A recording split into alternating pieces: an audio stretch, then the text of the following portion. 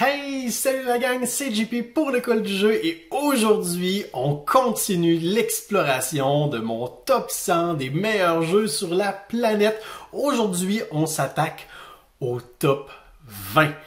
Les jeux en position 20 à 11 et croyez-moi, il y a 10 jeux parmi ceux-ci qui sont exceptionnels. Je vous garantis que vous allez vouloir courir à votre boutique préférée pour vous offrir un cadeau à vous de vous pour Noël. Alors sans plus attendre, allons voir de quel jeu je vous parle aujourd'hui. L'école du jeu, en partenariat avec la boutique L'Imaginaire. Au-delà de vos attentes.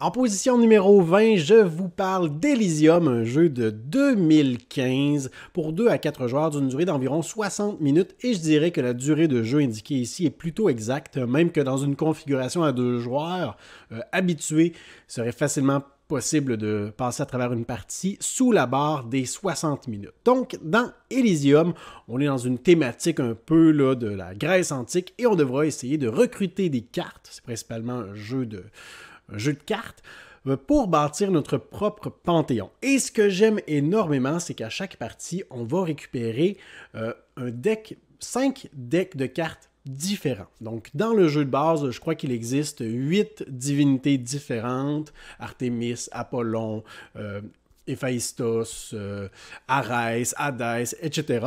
Et en début de partie, on va sélectionner 5 de ces divinités, ils sont chacun un paquet, et on va les mélanger. Ça va former notre pioche. Donc, au centre de la table, selon le nombre de joueurs, il y aura un certain nombre de cartes qui appartiennent à différentes divinités qui seront visibles. Donc ça, déjà là, un bon aspect de rejouabilité, et il y a des combos intéressants aussi à inventer ou à découvrir entre les cartes des différentes divinités. Par exemple, ici, on voit quelques illustrations ou quelques exemples de cartes de la catégorie Hadès. Ici, on voit quelques exemples pour la famille de Poséidon et ici pour Apollo, si je ne me trompe pas. Et bien évidemment, les cartes vont avoir des effets, mais aussi des valeurs et des prérequis.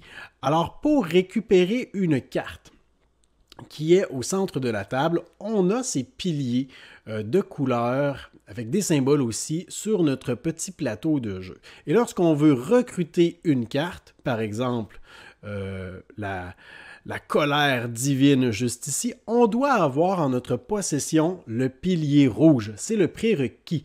Par contre, on va devoir défausser un pilier, mais ce n'est pas obligé pour le joueur qui récupère cette carte. Il n'est pas obligé de défausser son pilier rouge. Si par la suite, je veux aller récupérer cette carte-ci qui me demande encore d'avoir mon pilier rouge, mais aussi mon pilier jaune, eh bien peut-être que pour la première carte, je pourrais décider de défausser mon pilier vert, puisqu'il ne m'est pas demandé, et mon pilier bleu pour la deuxième carte. Une fois qu'on va récupérer les cartes, elles vont être ajoutées à notre domaine. Elles sont donc actives et on pourra bénéficier des différents pouvoirs qui s'y trouvent, comme illustré dans le bas des cartes. Par contre, la plupart de ces cartes qui se trouvent dans notre domaine ne nous donneront aucun point en fin de partie. Et c'est pourquoi une autre possibilité à notre tour, plutôt que de récupérer une carte, c'est d'aller récupérer l'une de ces tuiles qui vont dicter non seulement l'ordre de tour pour la prochaine manche, mais aussi les options que nous pourrons effectuer à la fin de la manche. Par exemple, un nombre de pièces d'argent qu'on pourra récupérer, des lyres qui sont des opportunités pour nous de prendre les cartes qui sont dans notre domaine et les faire glisser vers notre Elysium. L'Elysium, c'est la partie sous notre plateau. Les cartes qui s'en vont là sont inactives, c'est-à-dire qu'on ne peut plus utiliser leur action, mais par contre, ce sont ces cartes-là qui vont nous donner des points. Il y a des actions, là, des quelques capacités de cartes qui vont permettre d'interagir avec les cartes d'Elysium, mais pas toutes. Ultimement, ce qu'on voudra faire, c'est soit faire des familles de cartes, donc des cartes de valeurs différentes, mais d'une même famille, ou alors, je ne me souviens plus du terme exact, là, mais avoir plusieurs valeurs identiques, mais de familles différentes. Donc, il y a plein de choses qui peuvent nous donner des points, des combos avec les cartes, à la limite de ce qu'on peut imaginer. Vraiment un excellent jeu sous-estimé.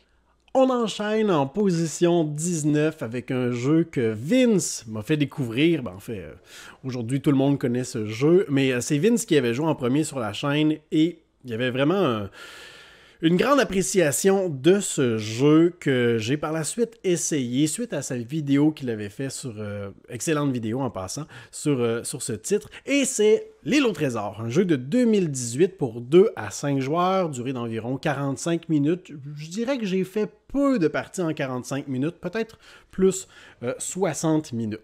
Et il s'agit d'un jeu où les joueurs vont incarner des pirates. On aura un joueur qui va incarner Long John Silver, qui a quelque part sur une carte, sur une île, caché, dissimulé, enterré un trésor. Et lui seul connaît l'emplacement de ce trésor. En début de partie, Long John Silver va, sur sa petite carte personnelle, cacher le trésor, va faire un point ou un X à quelque part. Et on aura une grosse carte qui sera au centre de la table sur laquelle les autres joueurs vont pouvoir se déplacer pour tenter d'être le premier pirate à trouver le trésor. Et à chaque tour, début de tour, Long John Silver va faire avancer un marqueur sur le calendrier, marqueur de joueur qui va dicter quel joueur va pouvoir jouer son tour.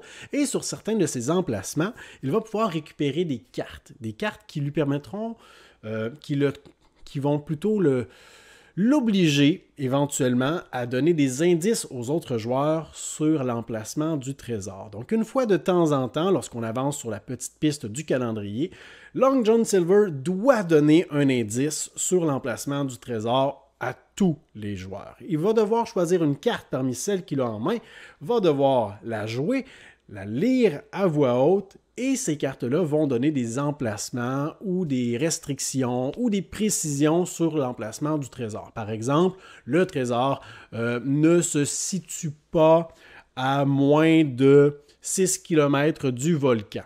Donc, comment on fait pour calculer les kilomètres, les directions, les points cardinaux? Eh bien, on a plein de composantes comme des boussoles, des compas aussi, rapporteurs d'angle, qui vont nous permettre de prendre des mesures sur la carte et tout ça. Sauf que la petite twist, c'est que le joueur qui incarne Long John Silver a des sceaux, des jetons qui lui permettent souvent de dire la vérité, mais jusqu'à 2 fois dans la partie, il pourra mentir, ou du moins mettre un jeton de bluff. À ce moment-là, il n'est pas obligé de dire la vérité. Il peut mentir ou dire la vérité uniquement pour essayer de brouiller les cartes. Et les joueurs vont effectuer différentes actions pour se déplacer sur cette carte, pour creuser aussi, faire des recherches, utiliser leurs pouvoirs spéciaux, parfois même aller consulter les sceaux que Long John Silver a mis en jeu pour vérifier est-ce que c'était la vérité ou c'est du bluff. Et donc, ce n'est pas un jeu coopératif, mais tout le monde doit garder en tête qu'éventuellement, Long John Silver va s'évader de prison et va courir à toute vitesse pour être le premier à trouver le trésor, puisqu'il connaît l'emplacement où il l'a caché. Donc, vous voyez que toutes les composantes du jeu, justement, sont laminées. On va pouvoir écrire dessus avec des crayons effaçables pour consigner les différentes informations qu'on a obtenues en cours de partie. Un excellent jeu de déduction. Rendu à ma position numéro 18, je n'ai plus besoin de le dire systématiquement, mais on est vraiment dans les excellents jeux, la crème de la crème. Avec ici Underwater Cities, un jeu de 2018, 1 à 4 joueurs. Le mode solo est tellement agréable. Durée de jeu d'environ 80 à 150 minutes, un peu plus de la barre des 2 heures. Un jeu de Vladimir Suchy que j'apprécie énormément. Et dans ce jeu, on va mélanger plusieurs éléments, du placement d'ouvriers, de la gestion d'une main de carte, de la gestion de ressources, développement aussi de notre petite machine à points. On va avoir un plateau principal comme celui-ci avec différents emplacements de couleurs qui représentent des catégories et des couleurs de cartes. Et à leur tour, les joueurs vont devoir placer un jeton de leur couleur sur l'un de ces emplacements, d'où l'aspect de placement d'ouvriers. Pour activer l'action de la case où ils ont placé leur jeton, ils devront défausser une carte, jouer une carte. Si la couleur de la carte correspond à la couleur de l'action qui a été sélectionnée, par exemple, je mets mon jeton sur une case verte et je défausse une carte verte, eh bien à ce moment, je vais pouvoir effectuer l'action de la case et l'action de la carte aussi. Alors, on a des cartes de 3 couleurs et on a différentes actions qui s'y trouvent. Par contre, si la couleur de la carte ne correspond pas, parce que parfois on veut faire là, une action bien précise sur le plateau et on n'a pas de carte de cette couleur en main, ou on veut la jouer à un autre moment, eh bien, on va seulement effectuer l'action du plateau, mais on va tout de même défausser la carte. Et il y a une panoplie, une tonne de combos et de possibilités dans ce jeu parce qu'en plus du plateau central, on va avoir notre petit plateau individuel à développer. On est dans une cité sous-marine. Dans la thématique de ce jeu, maintenant, les océans occupent plus de 90% de la surface de la Terre, donc on n'a pas le choix de se développer, de continuer à vivre sous l'eau. Donc, on va pouvoir jouer des cartes qui vont nous permettre de gagner des ressources, pour faire des points, monter sur certaines pistes d'influence, construire des petits dômes comme ceci, sous-marins, des canaux aussi, des espèces de tunnels qui vont nous permettre de les rejoindre. On va pouvoir bâtir des petits, je ne me souviens plus du nom exact, là, des petits bâtiments de production comme ceci autour de nos dômes. On va pouvoir améliorer toutes les composantes qu'on place sur notre plateau aussi. On va pouvoir améliorer les dômes, on va pouvoir améliorer les canaux, on va pouvoir améliorer nos bâtiments de production. Plus on les améliore, plus ils vont être efficaces, plus ils vont nous rapporter. Il y a une tonne de choses possibles. On a des cartes actions, on a des cartes instantanées, des cartes passives, des cartes d'objectifs de fin de partie. Il y a une autre catégorie de cartes aussi qui m'échappe. Vraiment, vraiment beaucoup de choses à prendre en considération. Chaque partie va être différente puisqu'on peut vraiment essayer de se concentrer sur des choses différentes, des stratégies différentes. On a même des petits lopins de terre, quelques rares lopins de terre qu'on va retrouver sur notre plateau principal. On va pouvoir essayer d'aller les connecter à notre cité sous-marine pour, encore une fois, remporter d'immenses bonus. Vraiment un jeu qui a une rejouabilité exceptionnelle. Je ne fais qu'effleurer la surface de ce que le jeu propose. On a 5 ressources en plus de ça à gérer. Vraiment, vraiment agréable. Il y a de cela quelques années, je crois à sa sortie là, en 2018.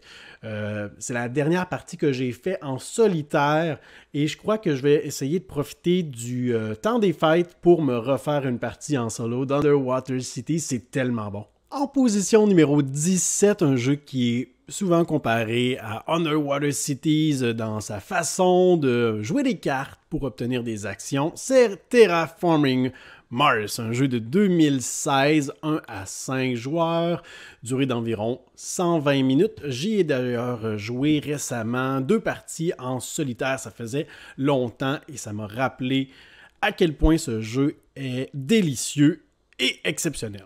Donc, dans Terraforming Mars, on va se retrouver sur la planète Mars qui, en début de partie, va ressembler un peu à ceci. C'est assez triste, c'est assez désertique, on a des conditions qui sont non favorables, disons-le ainsi, à la vie. Alors, il fait très froid, le niveau d'oxygène est très bas et il n'y a pas de végétation ni d'eau sur la planète. Donc, en cours de partie, notre mission sera de faire varier ces différentes conditions, ces différents critères à ce que la vie puisse être possible sur cette planète. Donc, le jeu se passe en plusieurs générations, plusieurs dizaines d'années, puisque Évidemment, on ne réussira pas à faire apparaître des océans, faire apparaître un taux d'oxygène de 14% et des températures élevées sur la planète en quelques jours uniquement. Et c'est un jeu de gestion de cartes. Uniquement, il y a un peu de gestion de ressources quand même, là, mais gestion des cartes et des ressources qui se trouvent devant nous. On va avoir un petit plateau individuel comme ceci pour justement faire le suivi des ressources auxquelles on a accès et les ressources qu'on va produire aussi. Chacune de ces ressources peut être utilisée pour différentes choses. On a l'argent, on a, ici, je ne me souviens plus exactement, là, c'est-tu du carbone ou du fer, on a du titane, on a des plantes, on a de l'électricité et on a, ou plutôt de l'énergie et on a de la chaleur. Donc, en cours de partie, ce qu'on va faire, c'est principalement jouer des cartes. Et à chaque génération, il y a quelque chose d'intéressant, je trouve, qui est déchirant à chaque fois, et on va faire ça aussi en début de partie, c'est qu'on va avoir une main, si je ne me trompe pas, de 10 cartes. Et parmi ces cartes, on devra sélectionner, on devra choisir lesquelles on désire conserver. On peut faire un draft aussi pour ce faire. Et avant de sélectionner nos cartes. Mais pour chaque carte qu'on va garder en main, on devra payer un certain montant d'argent juste pour la permission de les avoir en main. On ne les a pas jouées encore. Et par la suite, on va pouvoir payer le coût, vérifier aussi si on a les prérequis pour certaines cartes, pour les mettre en jeu et par la suite pouvoir bénéficier de son effet. On a des cartes qui vont être très utiles en début de partie alors que la planète est désertique, qui vont nous donner des avantages, qui vont augmenter notre production. Mais on a des cartes aussi qui vont être plutôt utiles en fin de partie.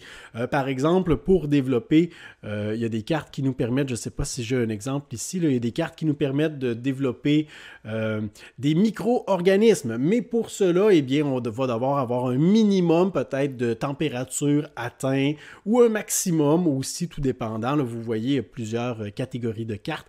Et toute la gestion de ces cartes, de ces combos, de cette visualisation aussi de voici ce que j'ai en main pour le tour en cours, voici ce que j'aimerais faire au cours de cette manche, voici ce que je prévois faire plus tard dans la partie.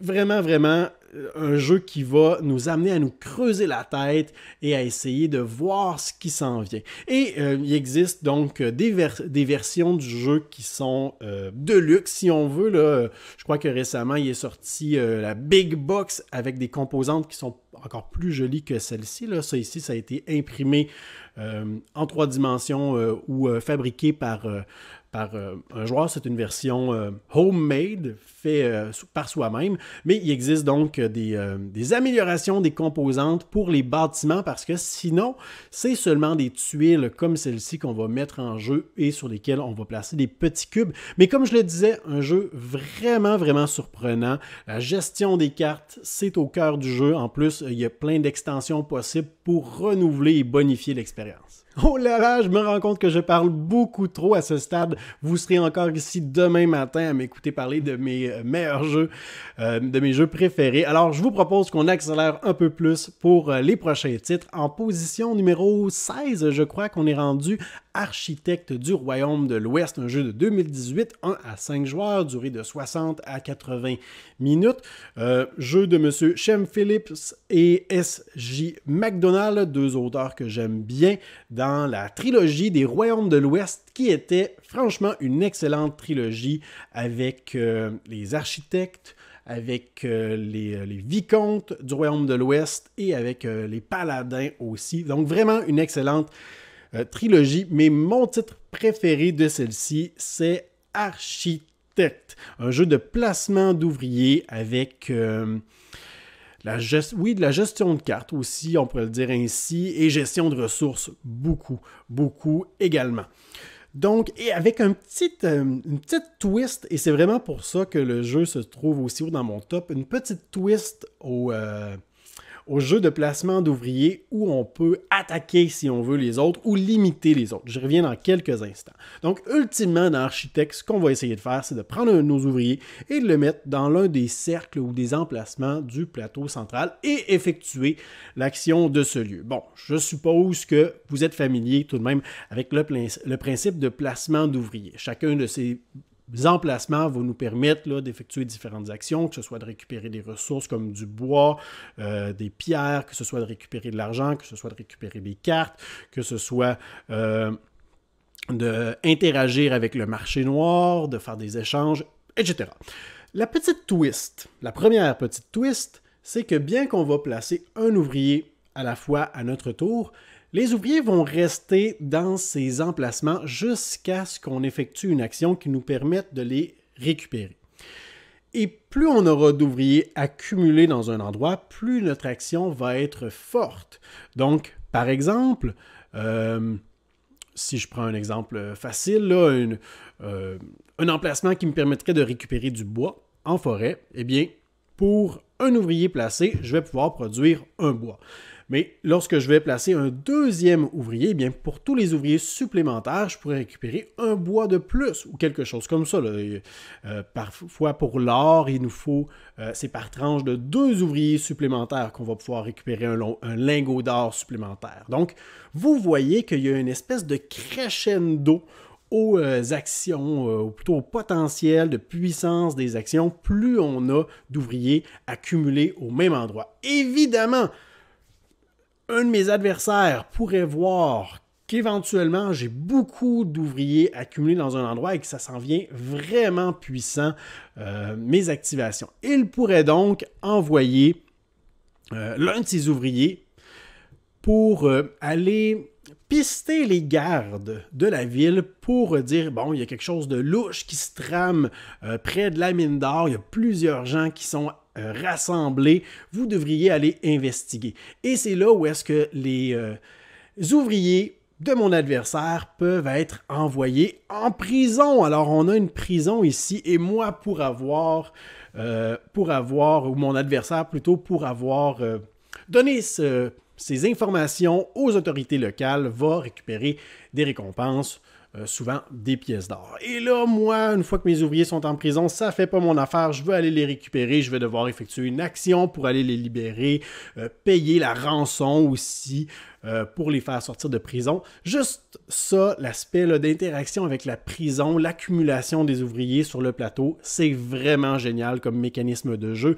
Ajoutez à ça toutes les cartes qu'on peut récupérer qui vont nous donner parfois des effets immédiats, parfois des bonus ou des conditions pour faire des points en fin de partie. On a des bâtiments également qu'on va pouvoir construire avec des prérequis d'ouvriers, des types d'ouvriers auxquels on doit déjà avoir accès, des ressources qu'on va devoir dépenser, des points qui vont nous être donnés en fin de partie, d'autres opportunités. Il y a la piste de la cathédrale aussi qu'on va vouloir renouveler, les bâtiments qui vont nous donner des points, la gestion de notre petit plateau, la possibilité d'avoir un plateau un peu asymétrique aux autres joueurs. Le mode solo, vraiment un bon défi aussi. Excellent jeu. Et là, je crois en surprendre plus d'un avec un jeu de 2014 que je trouve exceptionnel. Je n'en parle pas beaucoup sur la chaîne, mais c'est vraiment l'un de mes jeux préférés. C'est Five Tribes, un jeu pour 2 à 4 joueurs d'une durée d'environ 40 à 80 minutes, donc c'est assez rapide. C'est un jeu très, très tactique. Alors parfois, on a des jeux qui sont stratégiques. Dès le début de la partie, on peut regarder ce qui est mis en place et décider, bon, aujourd'hui, je me concentre sur la production de revenus et ou une autre partie, on pourrait dire, je me concentre sur telle chose. Mais ici, dans Five Tribes, on ne peut pas vraiment avoir une direction dès le début de la partie puisque c'est un jeu de tactique, c'est-à-dire qu'à chaque tour, on va devoir réajuster notre enlignement et on va devoir essayer de faire l'action la plus profitable lorsque vient notre tour de jouer. Alors, on va avoir ici un plateau composé de différentes tuiles qui vont être disposées aléatoirement en début de partie avec des petits personnages qui vont y avoir été placés aussi aléatoirement à partir d'un sac, 3 personnages sur chaque tuile. On va avoir des djinns aussi qui vont représenter des espèces de génies qui vont nous donner des points et des pouvoirs, des ressources ainsi que des esclaves ou des fakirs, selon la version du jeu que vous avez. Et c'est un jeu avec des aspects de planification, de mécanismes de Mancala, il y a de la collection de ressources aussi, et il y a du contrôle de territoire. Donc, contrôle de territoire, si on veut, ou prise de possession de territoire. Donc, à notre tour, ce qu'on va devoir faire, c'est bien simple. On va devoir récupérer tous les ouvriers d'une tuile, parce que ces couleurs n'appartiennent à personne. C'est des clans, en fait. Et on va devoir se déplacer d'une tuile à l'autre orthogonalement, donc gauche-droite, en haut, en bas. Et à chaque fois qu'on va se déplacer d'une tuile, on va laisser un ouvrier derrière, d'où le mécanisme de Mancala. Et le dernier ouvrier que je vais placer, eh bien, sur la tuile où je vais le placer, c'est là où il va s'activer. Et chaque couleur d'ouvrier ou de personnage a un pouvoir différent. Les rouges, ce sont des assassins. Donc, lorsque je vais placer mon ouvrier rouge sur la dernière case, eh bien, je sais que je vais pouvoir assassiner, je vais pouvoir tuer un autre ouvrier sur l'une des cases près de celle où j'ai terminé mon placement. Mais ce n'est pas tout. Il n'y a pas seulement la couleur de l'ouvrier ou du personnage qui compte, mais aussi le nombre de ces personnages qui se retrouvent sur la dernière tuile que j'ai activée.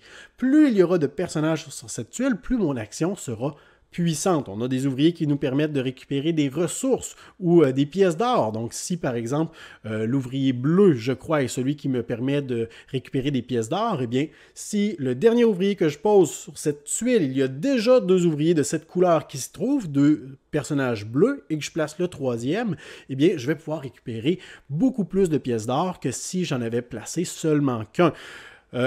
Et là, ajouter à ça, justement, le désir de vider des tuiles lorsque des cases sont vidées, qu'on a enlevé tous les ouvriers grâce à notre dernier placement, et non pas grâce au déplacement, on va pouvoir prendre possession de cette tuile et y placer un chameau de notre couleur pour récupérer les points en fin de partie. On va pouvoir aussi placer des palmiers ou des palais sur certaines tuiles, ce qui va augmenter la valeur de ces tuiles en fin de partie. On va être le joueur qui les possède en fin de partie.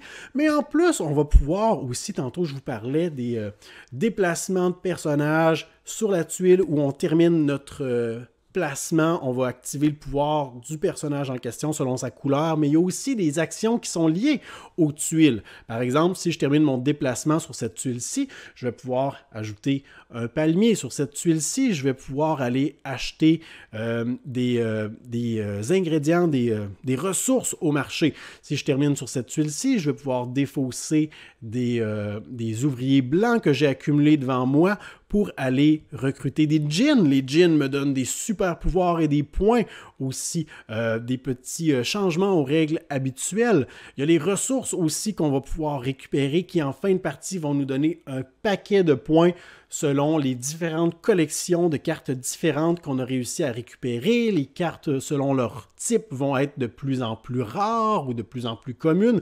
Bref, c'est un jeu avec un paquet de choses différentes. Je n'ai aucune extension pour Five Tribes. C'est un jeu que j'ai depuis 2015. C'est un des premiers jeux qui a fait son apparition dans ma collection et je l'aime énormément. Je n'ai aucun besoin d'extension pour ce jeu. Chaque partie me fait retomber en amour avec celui-ci. En position 14, Smartphone Inc., un jeu de 2018, 1 à 5 joueurs, durée de 60 à 90 minutes. Un jeu qui, vous l'aurez remarqué, est particulièrement léger en termes de poids ou de complexité, mais ne vous y trompez pas, le jeu est simple dans ses règles, mais dans sa mise en place, dans le déploiement de ce qu'on veut faire, oh là là qu'il y a tout un casse-tête et toute une dégringolade de stratégie, de planification possible. Alors, Ne vous y trompez pas, ce n'est pas un jeu accessible à tous. J'y jouerai pas avec les membres de ma famille, par exemple, ou avec mes grands-parents. Alors, dans Smartphone Inc., on va devoir déployer notre empire de téléphones portables, de téléphones cellulaires. Et on va avoir, j'avais une photo de ça à quelque part, on va avoir différentes phases dans un jeu. Plusieurs de ces phases se font simultanément pour tous les joueurs, donc on est toujours impliqué dans le jeu. On va devoir en début de partie prendre les petits iPads qu'on a. Alors, ces petites tablettes représentent des iPads et on va devoir les superposer dans la configuration de notre choix. Alors, un peu comme ceci. On a des tablettes qu'on va pouvoir superposer et on a ici deux petites tuiles qui représentent des améliorations. Plus on va dissimuler des icônes en faisant nos placements, donc par exemple en plaçant les tuiles, la tuile qui est ici, on a probablement, on ne le voit pas là, mais cacher certaines actions en dessous, eh bien ça va augmenter notre production d'appareils cellulaires ou téléphones pour le tour. Mais ensuite, ce qui importe, ce sera toutes les tuiles ou les emplacements qui sont visibles, qui vont dicter les opportunités d'action ou leur puissance qu'on pourra effectuer à notre tour lorsque on va effectuer ces différentes phases. Donc, on a des tuiles qui vont nous permettre d'augmenter la valeur de nos téléphones ou de les diminuer. Pourquoi est-ce qu'on voudrait diminuer la valeur d'un téléphone? Eh bien, c'est parce que, éventuellement, lorsqu'on va effectuer nos ventes d'appareils cellulaires, eh bien, les acheteurs vont se tourner vers ceux qui offrent le prix le plus bas, bien évidemment. Et ici, sur les différents emplacements, on a le plafond de ce que les investisseurs sont prêts à acheter. Donc, ici, on a un investisseur qui n'achètera jamais un appareil au-delà de disons que ça représente des millions de dollars, ou pas un appareil à 2 millions de dollars, mais peut-être une franchise ou quoi que ce soit, bref, un contrat. Il ne sera jamais prêt à payer plus de 2 millions de dollars, alors que celui-ci serait prêt à payer jusqu'à 5. Et ceux-ci, ces investisseurs, vont être prêts à investir seulement si notre appareil portable a, par exemple, une pile particulièrement efficace ou une technologie de géolocalisation, des jeux, la 4G, le Wi-Fi, etc. Donc, on est vraiment dans un jeu tranche-gorge, au sens où les autres joueurs peuvent essayer de mettre leur prix d'appareil très haut pour essayer de faire beaucoup de points, parce que l'argent qu'on gagne dans ce jeu, ce sont des points de victoire. Mais moi, je peux volontairement diminuer mes prix pour voler les ventes que mes adversaires veulent faire, ajouter à ça les différentes phases, comme justement le déplacement, les technologies. Alors ici, on a justement le plateau avec la valeur des appareils de chaque joueur qu'on va devoir réajuster à chaque tour. On va pouvoir aller chercher des améliorations, on va pouvoir aller chercher les technologies qui sont juste ici, qui, oui, nous donnent accès à de nouveaux investisseurs, mais qui, bon, ici, je pense que c'est en russe, là, j'en ai aucune idée, mais qui vont nous donner des pouvoirs ou des nouvelles opportunités. Bref, c'est un jeu qui est simple, comme je le disais, dans l'application des règles, ça, c'est pas compliqué du tout, mais dans toute la gestion, le timing, la planification qu'on fait, oh, wow, moi, j'adore! En position numéro 13, on retrouve Yokohama, un jeu de 2016 pour 2 à 4 joueurs, une durée d'environ 90 minutes. Il existe une version de base, celle que je possède, et une version de luxe avec des composantes un peu améliorées, mais je vous dirais que le jeu de base est déjà très très bien là. Donc, dans Yokohama, on va avoir un plateau de jeu central qui va être composé de différentes tuiles. Donc, un plateau modulaire. À chaque partie, le plateau peut être composé différemment. Et on va le placer en espèce de forme de pyramide inversée. Chacune de ces tuiles représente un lieu où on peut effectuer une action différente qui va nous permettre de récupérer parfois de la monnaie, parfois des ressources, parfois des technologies, parfois de pouvoir placer des bâtiments qui vont nous permettre d'améliorer nos actions, parfois de placer des marqueurs sur des pistes d'investissement, par exemple, dans la chapelle ou dans... il y a un autre emplacement que j'oublie complètement. On va pouvoir gérer les importations, on va pouvoir gérer le port aussi. Alors, plein de choses qu'on va pouvoir, avec lesquelles on va pouvoir interagir. Et le mécanisme principal du jeu, c'est qu'on va encore avoir un mécanisme un peu à la Five Tribes, avec du Mancala. C'est-à-dire qu'on va prendre notre président, qui se retrouve sur une des tuiles au début de notre tour, et on va pouvoir le déplacer. Donc là, il y a des circonstances, on peut faire un déplacement de 2 cases ou de 3 cases, et selon le nombre de cases qu'on va se déplacer, eh bien, il y a différentes choses qui vont se passer. Mais ultimement, c'est que lorsqu'on se déplace, on va laisser derrière nous, sur chaque case où on se déplace, un ouvrier qui va rester là pour l'instant, qui ne va rien faire, mais éventuellement, en fait, je continue, je m'emballe. Donc, si je me déplace, règle générale, je laisse un ouvrier derrière moi et la tuile sur laquelle mon président termine sa course, son déplacement, c'est la tuile qu'il va activer. On va compter la puissance, donc, de l'activation et pour ce faire, on va compter tout ce qui appartient au joueur qui est présent sur cette tuile qui ajoute 1 de puissance. Donc, par exemple, ici, on a notre président, on a une petite maison, on a ça. Alors, imaginons qu'on a une puissance de 3. Eh bien, comme on le voit ici, une puissance de 3, ça va me permettre d'aller récupérer une technologie de valeur 3 sur le plateau des technologies. Plus notre puissance va être grande, plus on va pouvoir effectuer des actions qui vont être importantes. Et la petite twist, c'est que justement, éventuellement, notre président va terminer sa course sur un lieu où il y a des assistants, des ouvriers ou des bâtiments qu'il aura construits. Alors, chacun de ces ouvriers qu'il aura en début de partie éparpillés un peu partout ou volontairement rassemblés dans un même endroit, vont pouvoir bonifier la puissance de son action. Alors, il y a une tonne de choses à faire. Dans chaque lieu, on a une action différente et on a 5 niveaux d'action différents pour chaque lieu. Je pense qu'il y a près d'une quinzaine de lieux différents dans le jeu.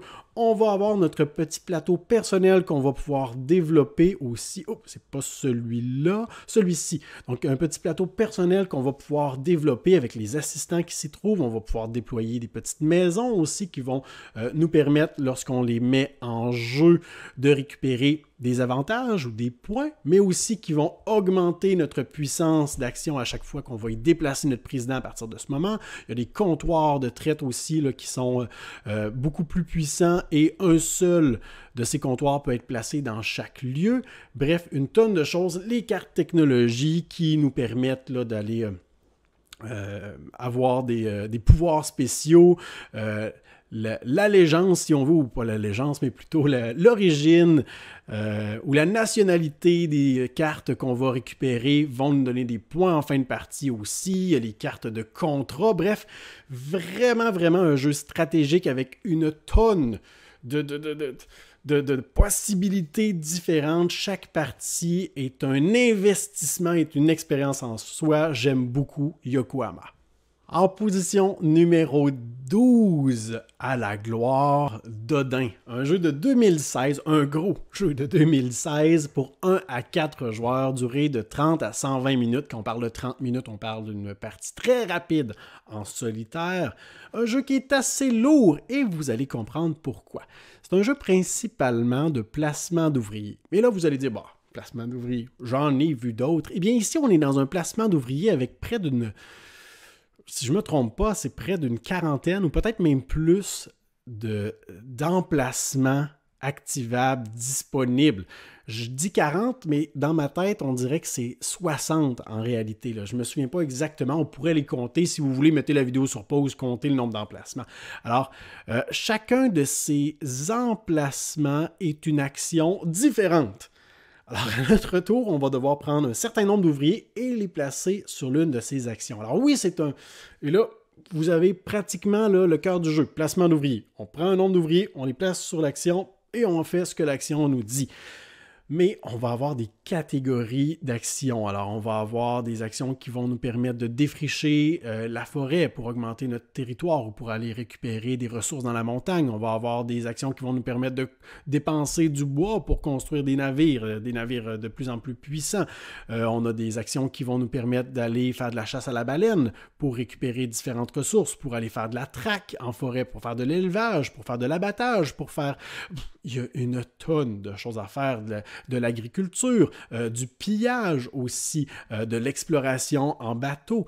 Alors, on va avoir cet immense plateau avec des dizaines, disons-le ainsi, d'actions différentes. En plus de ça, on va avoir notre plateau principal qui ressemble un peu à ceci, mais là, ici, on est vers la fin de la partie, là. Pas mal en fait en fin de partie, là, ici, qui va être vide en début de partie et qu'on va devoir remplir avec ces tuiles qui représentent parfois des accomplissements qu'on a fait, des richesses qu'on a récupérées, des artefacts qu'on a récupérés ou tout simplement là, des vestiges de notre civilisation. On a un espace pour la ferme aussi, l'élevage qu'on va effectuer, le port où on va placer les navires qu'on a construits. Lorsqu'on envoie un navire pas en exportation, mais pas qu'on exile non plus, mais comment est-ce qu'on appelle ça? Le mot m'échappe. Lorsqu'on prend des gens qui changent de pays, qui immigrent. Alors, on peut envoyer des immigrants, si on veut, vers de nouvelles terres. Alors, on va placer ces tuiles ici près du banquet. Beaucoup, beaucoup de choses à gérer. Et comme si votre plateau personnel n'était pas assez, vous pouvez décider de faire de l'exploration et aller découvrir de nouveaux territoires comme Terre-Neuve, comme le Groenland, pour vous y développer. La petite twist, c'est qu'en fin de partie, une fois que la partie va se terminer, on va perdre des points pour plusieurs emplacements qu'on n'aura pas recouverts sur ces différents territoires. Le nôtre et aussi ceux qu'on aura explorés. Donc, on va devoir placer un maximum de tuiles, mais pas n'importe lesquelles et pas n'importe quelle taille non plus.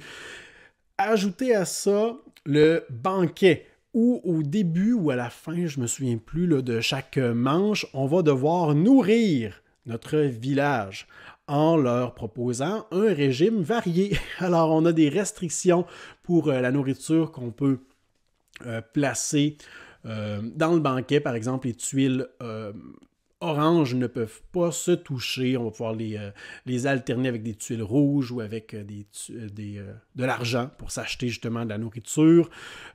Ajouter à ça des cartes dans différentes catégories parce qu'on peut avoir des métiers. Par exemple, le chasseur, lorsqu'on va lancer un dé, on peut faire diminuer la valeur parce que le dé représente la subtilité. Lorsqu'on fait de la traque, on va être subtil, on va être silencieux, donc on peut diminuer la valeur de notre dé pour être plus silencieux. On peut récupérer plus de cartes si on est un professionnel de l'équipement. Les pirates vont pouvoir dépenser des ressources pour piller des ressources, etc. Il y a des cartes d'armement aussi lorsqu'on va aller faire de la traque, de la chasse ou de la chasse à la baleine en mer. Une tonne de choses à faire. On a des emplacements, c'est vrai. Alors, la première colonne ici, tous ces emplacements vont nous demander un seul ouvrier pour les activer. La deuxième colonne va nous en demander 2, la troisième 3, la quatrième 4. Donc, rapidement, on va diminuer les ouvriers auxquels on aura accès, mais plus la partie va avancer, plus on va en débloquer de nouveaux. Bref, une tonne de choses à essayer, à expérimenter, sur lesquels s'enligner à la gloire de Dain. C'est selon moi le meilleur jeu et de loin de M. Uwe Rosenberg. Et maintenant, le jeu en position numéro 11. Le jeu qui a presque fait mon top 10 et c'est déchirant, c'est London, la deuxième édition, jeu de 2017, un jeu de Martin Wallace, qui pour moi, là, c'est vraiment, soit j'aime beaucoup ces jeux ou je les déteste. Un jeu de 2 à 4 joueurs, durée de 60 à 90 minutes, c'est plutôt raisonnable, là, c'est plutôt exact comme approximatif. Dans London, en passant, là, le matériel est vraiment, vraiment super, les cartes, le plateau, vraiment, vraiment bien. Bon, il y a peut-être les jetons en carton là, qui sont un peu minces, là, mais sinon, vraiment, là, les cartes ont un fini exceptionnel. Dans London, on va devoir développer notre petit quartier de la ville de Londres. C'est à peu près ça la thématique ici. Et on va devoir faire ça en essayant de développer des nouveaux quartiers, mais aussi en développant des usines ou des événements, en les gérant, et en tentant le plus possible d'éviter la pauvreté. Alors la pauvreté, c'est une ressource, si on veut, qu'on n'aura pas le choix de produire à différents moments durant la partie, mais qu'on devra essayer de mitiger parce qu'à la fin de la partie, c'est ce qui va nous faire perdre énormément de points, peu importe à quel point on a été efficace en cours de partie. Donc dans London, ce qu'on va devoir faire principalement, c'est de récupérer les cartes qui se trouvent au centre de la table. Et lorsqu'on va vouloir jouer ces cartes, les mettre en jeu, eh bien, mettre en jeu une carte va me demander de défausser une autre carte de la même couleur. Donc, si je veux jouer l'Université de Londres, eh bien, je vais devoir, qui est une carte bleue, eh bien, pour ce faire, je vais devoir défausser une autre carte bleue de ma main.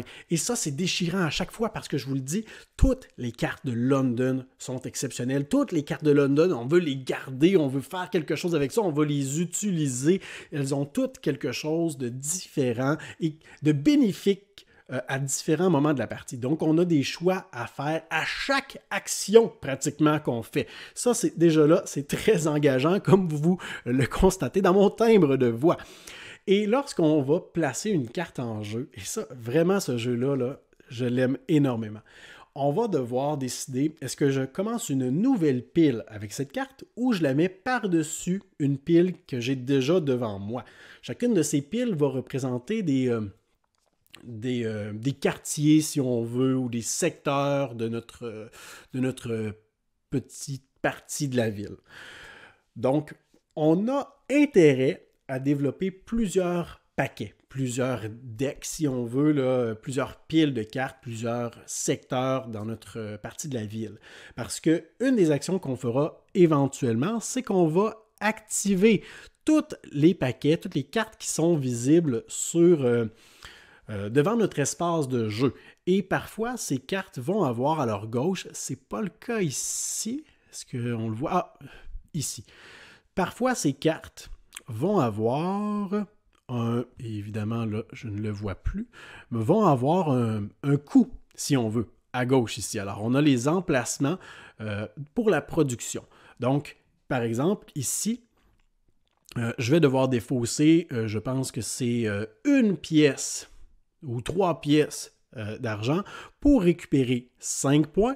Et de l'autre côté, on va me dire qu'est-ce que je fais une fois que j'ai activé la carte. Donc, on a des cartes qui vont rester visibles, comme celle-ci, ou celle-là, ou même celle-ci, mais on a des cartes qui vont nous demander de la retourner. Donc, une fois qu'on l'a activée, elle ne fait plus rien. Toutefois, en termes de manches, chaque pile que j'ai devant moi va générer de la pauvreté. Donc, plus on a de piles différentes, plus on va pouvoir faire des activations lorsque vient le temps d'activer notre ville, notre secteur de la ville, si on veut, ou notre quartier. Je ne sais plus comment j'appelle les différentes choses, là. Vous comprenez, j'espère, ce que je veux dire. Mais plus on va générer de la pauvreté aussi en fin de tour. Heureusement, il y a des cartes qui nous permettent de mitiger un peu cette pauvreté-là, de nous en débarrasser, mais quand on se débarrasse de pauvreté, on n'est pas en train de produire des ressources, on n'est pas en train de faire des points, on n'est pas en train de faire des combos entre nos cartes. Ajoutez à ça aussi la possibilité de récupérer des bâtiments importants qui vont nous demander de payer des quantités astronomiques de pièces, mais qui vont nous donner des pouvoirs et des effets immédiats aussi. Qui vont nous permettre d'être activés. On a des bâtiments qui vont nous donner... qui ne nous donneront pas de pouvoir, mais qui peuvent nous donner énormément de points. Et on peut en récupérer tout plein de ces bâtiments-là. Par contre, lorsqu'on va en récupérer un nouveau, on va devoir recouvrir une partie de l'ancien et à partir de ce moment, seulement là, le point cardinal, la région dans laquelle il se trouve va être visible puisque on a certaines cartes qui peuvent nous donner des points selon le nombre de bâtiments qu'on a au nord, au sud ou à l'ouest ou à l'est de la ville. Et là, j'arrive finalement à la fin de la partie. Ici, on a quelques exemples de cartes. À la fin de la partie, une fois que la partie va être terminée, Tous les joueurs vont avoir des cubes de pauvreté, des cubes noirs. Le joueur qui en possède le moins va tous les défausser. Il n'aura aucune pauvreté en fin de partie. Et les autres joueurs vont se débarrasser du même nombre de cubes pauvreté. Donc, si le joueur qui en a le moins en fin de partie en a 8, il se débarrasse de ces 8 cubes pauvreté et ne sera pas pénalisé. Les autres joueurs se débarrassent aussi de 8 cubes et là, on va devoir consulter la petite échelle ici pour savoir combien de points est-ce qu'on perd en fin de partie selon le nombre de cubes de pauvreté qu'il nous reste. On a aussi des prêts qu'on va pouvoir récupérer et les prêts sont vraiment avantageux. Par contre, on doit s'engager à les rembourser, sinon on est lourdement pénalisé. Bref, London, c'est un excellent jeu que j'aime énormément, qui est, selon moi, une des références de jeu qui est simple en termes de règles, mais qui est complexe en termes de « OK, qu'est-ce que je fais? Comment je fais pour être bon à ce jeu? » Vraiment un équilibre parfait de simplicité des règles, mais de complexité ou de profondeur d'expérience de jeu. Et ça, c'est seulement le jeu en 11e place de mon top. Imaginez les 10 jeux qu'il nous reste à découvrir ensemble. Alors voilà pour ce qui était de la présentation d'aujourd'hui, les jeux en position 20 à 11 pour mon top 100 des meilleurs jeux sur la planète. Il nous reste maintenant le top 10 à explorer ensemble. Je veux, dans les commentaires, que vous me fassiez votre hypothèse, votre prédiction sur quels seront les 10 jeux que je mentionnerai dans cette vidéo. Peut-être êtes-vous capable d'anticiper ou de déduire certaines mentions de jeux dont je ne vous ai pas encore parlé, que vous pensez qu'ils se retrouveront dans le top 10. Inscrivez-moi ça dans les commentaires. Je prendrai le temps de vous lire, mais je ne divulgacherai absolument rien avant la publication de la prochaine vidéo. C'est pourquoi je vous encourage à me laisser un pouce vers le haut et de vous abonner à notre chaîne si ce n'est pas déjà fait. Et moi, je vous dis merci pour votre écoute. À la prochaine. 1, 2